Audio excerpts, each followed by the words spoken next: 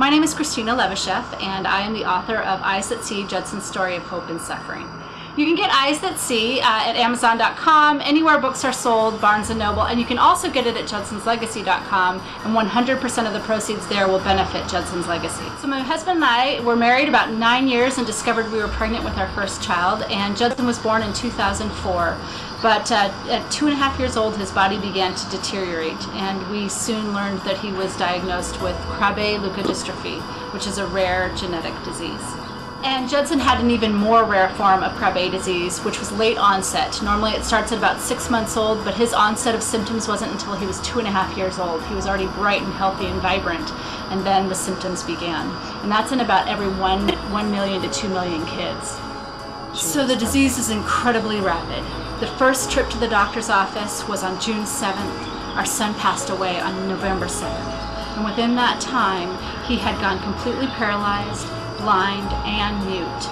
And then the critical functions in his body shut down. We could literally see the deterioration in his body from one day to the next. So he would be playing with his toys with his hands one day, and the next day he'd say, "Mommy, my hands are too tired, I can't do this anymore." And it was so frustrating for Judson, because he would say things like, "Mommy, I can't tell, is it day or night? I can't see anymore." Or, "I can't use my hands, they're too tired." And he was frustrated, and that's what actually I think tore me the most, is to see his frustration and not be able to do what he was once able to do.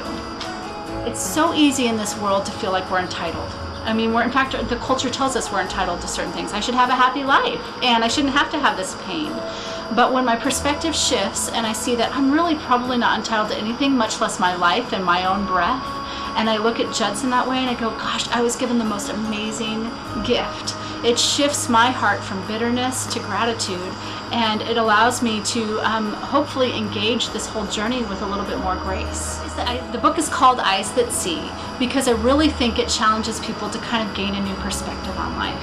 One is a new perspective on just that we have every breath available to us, and what a gift that is, just at that core level. I think also to challenge people about, if God exists, what does it mean when we're suffering and we're struggling? And a lot of the book is my wrestling through those questions, and some of the things that I began to feel like were being impressed upon my heart in that process.